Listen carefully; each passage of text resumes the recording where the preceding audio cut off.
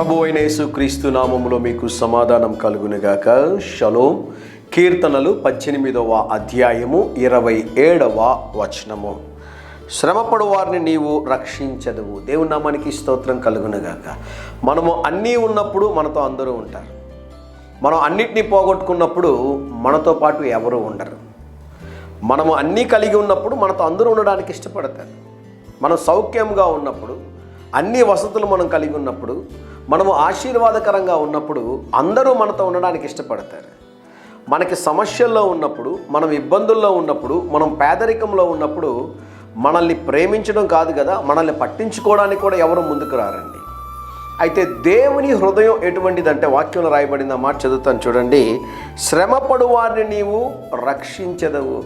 శ్రమలో ఉన్న వారి పట్ల బాధ్యత కలిగినటువంటి దేవుడు ప్రభువైన యేసుక్రీస్తు వారు.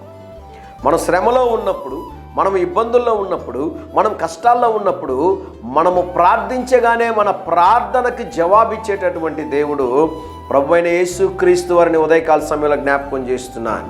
ఎవరు లేరని బాధపడుతున్నారా? నాకు సహాయం చేసేవారు ఎవ్వరూ లేరండి. అన్ని వైపుల దారులు మూయబడ్డాయి. ఈ ఆర్థిక సమస్యల నుంచి నన్ను బయటకు తీసుకువచ్చేటటువంటి వారు, ఈ ఆర్థిక సమస్యల నుంచి నాకు విడుదలిచ్చేటటువంటి వారు, నన్ను రక్షించేటటువంటి వారు లేరు అని మీరు అనుకుంటూ ఉంటే మీకు శుభవార్త. మిమ్మును ప్రేమించి మిమ్మల్ని రక్షించి మీకు విడుదల దయచేసే దేవుడు ఉన్నాడు. ఆయన పేరు ప్రభువైన యేసుక్రీస్తు. ధైర్యంగా ఈ దినాన్ని ఎదుర్కోండి.